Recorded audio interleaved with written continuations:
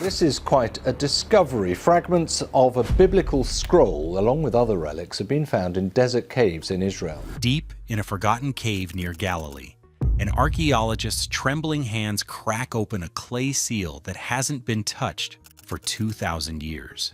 And therefore it's a very important book which is quoted in the New Testament. The moment the ancient binding gives way, Dr. Sarah Chen whispers what everyone in that cramped chamber is thinking. This wasn't supposed to exist. Inside the vessel, perfectly preserved scrolls reveal something that makes her team step back in stunned silence. This isn't another religious text or historical record. It's a personal letter, a private message, never meant for history's eyes. And the signature at the bottom rewrites everything we thought we knew about the most famous figure in human history. The discovery began like so many others. Routine, methodical, boring. Dr. Chen's archaeological team was conducting a standard survey near the Sea of Galilee, mapping known first-century settlements. They'd been working the same grid for weeks, finding pottery shards and the usual detritus of ancient life. Then the ground radar picked up something different. 30 feet below the surface, hidden beneath centuries of sediment and rockfall, lay a sealed chamber. The team spent 3 days carefully excavating the entrance, their excitement building with each layer they removed. When they finally broke through, their headlamps illuminated something extraordinary. The chamber was small, maybe 8 feet square, but it had been deliberately sealed. Someone had gone to enormous trouble to ensure this space remained untouched. Stone blocks mortared with pitch created an airtight barrier. Inside, the dry air had preserved everything with museum-quality precision. At the center of the chamber sat a single clay vessel, about the size of a wine jar. But this wasn't ordinary pottery. The craftsmanship was exceptional. The clay fired to a deep amber color and decorated with intricate geometric patterns. More importantly, it was sealed with a method the team had never encountered. Layers of wax, resin, and clay applied in a specific sequence that would have taken hours to complete. Carbon dating samples from the chamber's wooden supports pointed to the 1st century CE. The pottery style matched known Galilean workshops from the same period, but it was the vessel's location that made Dr. Chen's hands shake as she prepared to open it. They were less than 5 miles from Capernaum, where Jesus had centered much of his ministry. The chamber lay along what would have been a major trade route connecting Galilee to Damascus. This wasn't some remote hermit's cave. It was positioned exactly where someone with connections to the region's most significant events might have hidden something precious. The team's initial skepticism began cracking along with the ancient seal. Dr. Chen had spent 20 years excavating biblical-era sites. She'd seen countless forgeries, tourist traps, and wishful thinking masquerading as archaeological discovery. But everything about this chamber screamed authenticity. The sealing methods were consistent with first-century preservation techniques. The chamber's construction matched known burial practices of the period. Even the location made sense, remote enough to stay hidden, accessible enough for someone to reach in secret. But it was the moment they opened the vessel that transformed skepticism into something approaching terror. Inside, wrapped in deteriorating linen, lay 3 scrolls. The papyrus had survived because of the chamber's perfect conditions: dry air, stable temperature, complete darkness. As Dr. Chen carefully unrolled the first scroll, her team gathered around with cameras and measurement tools ready. What they found wasn't a religious text or historical chronicle. It was a letter. A deeply personal piece of correspondence written in the flowing Aramaic script of 1st century Palestine. The opening lines were formal, following the standard greeting patterns of the era, but it was the signature that made everyone in that chamber fall silent. The handwriting was clear, the ink still dark against the ancient papyrus, and there at the bottom of the scroll was a name that shouldn't exist in private correspondence from this period.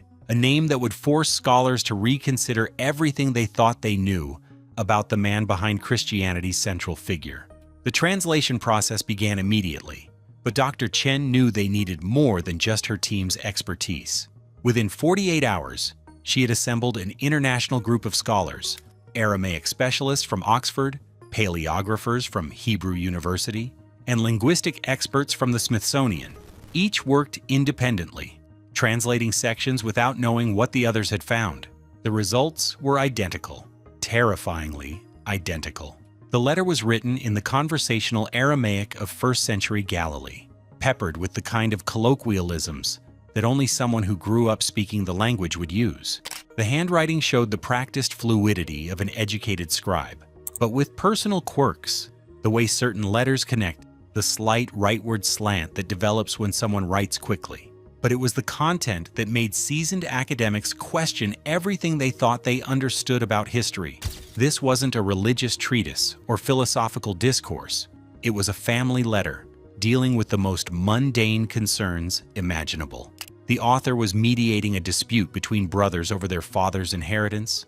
He was discussing the family carpentry business, worried about debts and unpaid contracts. He mentioned specific people by name, not the disciples history remembers, but cousins, neighbors, business partners. The tone was exhausted, almost frustrated.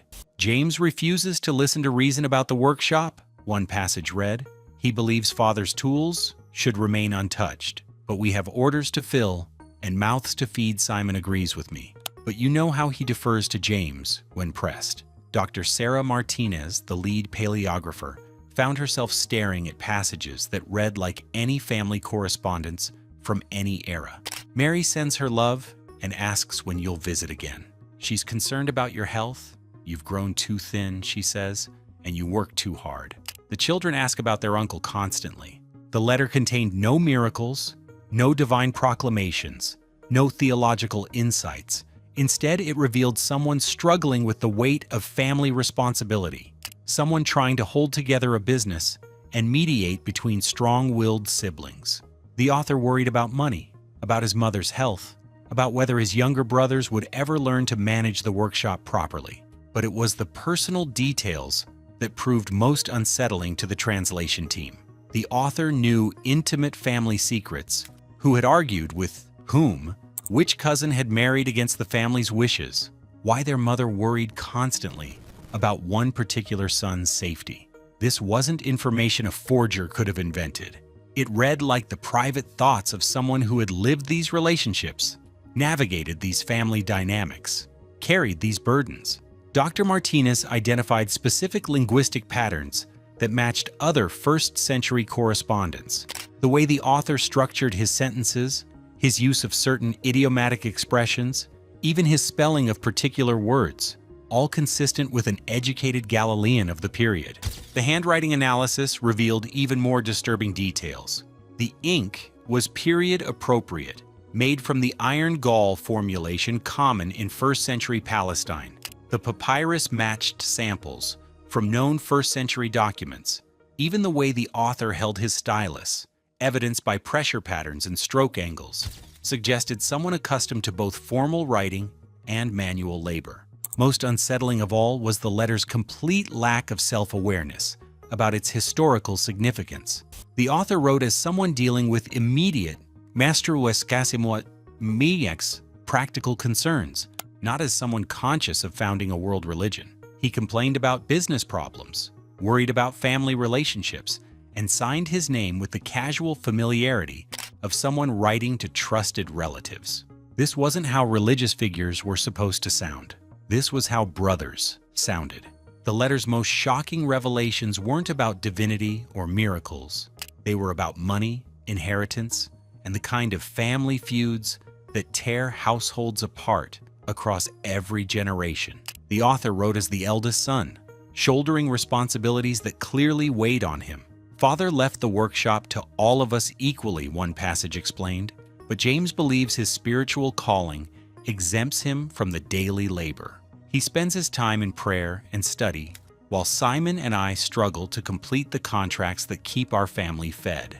This wasn't the narrative history had preserved.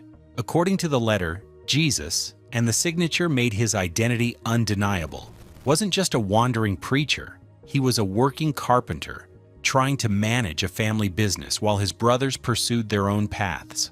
The workshop was failing because James, apparently the most religiously inclined of the siblings, refused to participate in what he considered worldly concerns. The financial strain was evident throughout the correspondence. "The debt to Matthias grows larger each month," the author wrote. "If we cannot deliver the tables and benches by Passover, he will demand payment we simply cannot provide." Mother worries constantly, though she tries to hide it from the younger ones. But it was the family dynamics that proved most revealing. The letter described James as stubborn and idealistic, someone who believed spiritual pursuits mattered more than practical responsibilities. Simon emerged as a peacemaker, trying to bridge the gap between his brothers' conflicting priorities. There were references to other siblings, sisters who had married and moved away, younger brothers still learning the trade. The author positioned himself as the family's reluctant leader, someone trying to hold everything together while managing his own calling. "I cannot abandon the workshop entirely," he wrote, "though my heart pulls me toward teaching and healing. Our family depends on this income, and Father would never forgive me if I let his life's work crumble." This mundane reality shattered the mythological version of Jesus that history had constructed. Here was someone worried about unpaid invoices, frustrated with uncooperative siblings, and torn between personal mission and family obligation. He sounded like any eldest son in any family business, carrying burdens that his brothers either couldn't or wouldn't share. The letter also revealed relationships that never appeared in religious texts. There were mentions of business partners, neighbors who owed money, suppliers who demanded payment. The author moved in a world of commercial transactions and social obligations that had nothing to do with divine ministry. Academic resistance to these revelations was immediate and fierce. Dr. Chen found herself defending the authenticity of documents that challenged fundamental assumptions about Christianity's origins. Religious scholars argued that such mundane concerns couldn't coexist with spiritual leadership. Historians questioned whether someone capable of founding a world religion would worry about carpentry contracts, but the evidence was undeniable. This was exactly how authentic private correspondence should sound, focused on immediate concerns, unaware of its historical significance, deeply human in its petty frustrations and family loyalties. The terrifying truth was becoming clear. The man behind the myth had been far more human than anyone wanted to admit. The letter's publication in the Journal of Biblical Archaeology triggered reactions that revealed just how fragile our historical narratives really are. The Vatican issued a carefully worded statement acknowledging the document's apparent authenticity, while emphasizing that personal correspondence cannot diminish the theological significance of Christ's divine mission. Protestant denominations split along predictable lines. Fundamentalists rejected the findings entirely, while progressive theologians embraced them as evidence of Jesus' full humanity. But it was the academic response that proved most telling. Dr. Marcus Hoffman, a New Testament scholar at Yale, captured the dilemma perfectly. We've spent centuries constructing a figure who transcends human limitations. Now we're confronted with evidence that he worried about the same things we all worry about: money, family, responsibility. The question isn't whether this changes who Jesus was. The question is whether we're prepared to accept who he actually was. The theological implications were staggering. If Jesus had been fully human, worried about carpentry contracts, frustrated with his brothers, torn between family obligations and personal calling, what did that mean for doctrines built on his divine nature? How could someone concerned with unpaid invoices also be the Son of God? Religious institutions struggled to reconcile the letter's mundane concerns with established doctrine. Some argued that divine incarnation necessarily included human worries. Others claimed the letter proved Jesus' complete humanity, making his spiritual achievements even more remarkable. The historical context provided some clarity. First-century Palestine was a world where spiritual teachers routinely supported themselves through manual labor. Rabbi Hillel worked as a woodcutter. Paul made tents. The idea that religious leadership required abandoning practical concerns was a later development, not a first-century expectation. Dr. Rachel Goldman, a specialist in first-century Jewish culture, placed the letter in its proper context. This is exactly how we'd expect a first-century rabbi to sound in private correspondence. The surprise isn't that Jesus worried about family business, it's that we ever thought he wouldn't. Comparison with other first-century family letters revealed striking similarities.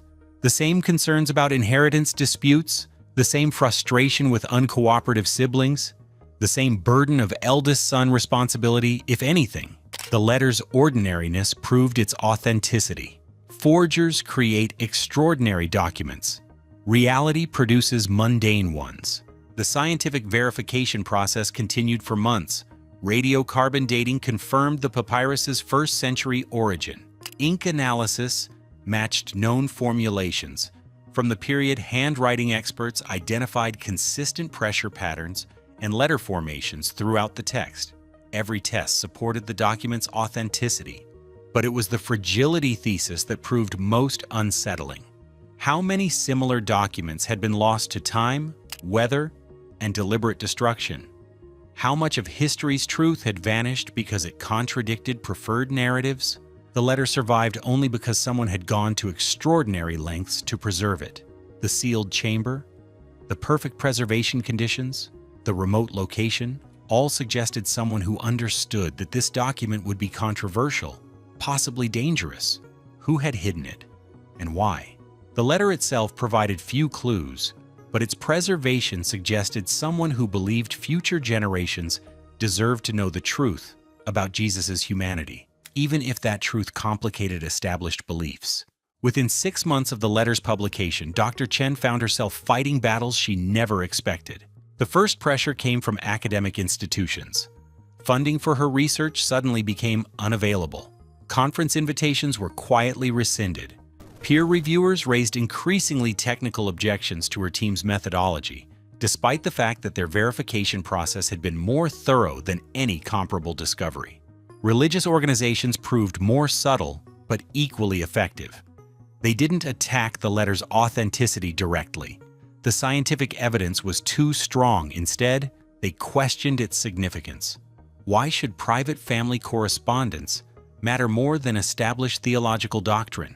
Wasn't focusing on mundane concerns a distraction from Jesus' spiritual message? The pattern was familiar to anyone who studied controversial archaeological discoveries.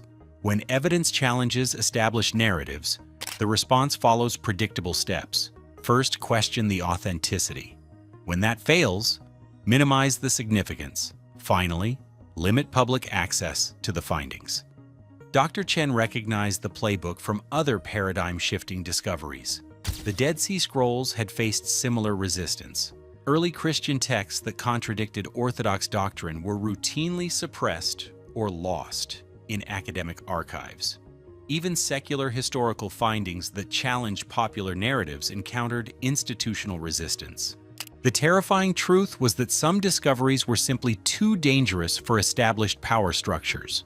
Religious institutions had invested centuries in specific interpretations of Jesus' life. Academic careers had been built on particular historical narratives. Entire theological systems depended on maintaining the boundary between human and divine. A letter proving Jesus worried about carpentry contracts threatened all of it. The suppression wasn't dramatic or conspiratorial. It was bureaucratic, methodical, boring. Research permits became harder to obtain. Academic journals raised their standards for biblical archaeology submissions. Museums suddenly lacked space for controversial exhibits. Most effectively, the story simply disappeared from public consciousness. News cycles moved on. Social media found new controversies. The letter that had briefly threatened to rewrite Christian history became another academic footnote, available only to specialists willing to dig through obscure journals. The pattern repeated throughout history. Revolutionary discoveries that challenged established beliefs faced the same institutional resistance, the same gradual burial, beneath layers of bureaucratic indifference. This letter reveals the man behind the myth, someone who struggled with the same family tensions, financial pressures, and personal conflicts that define human experience across every era. The terrifying truth isn't that Jesus was divine, it's that he was human, completely and authentically human. yet still managed to change the world. Subscribe to uncover more suppressed archaeological discoveries that challenge everything we thought we knew.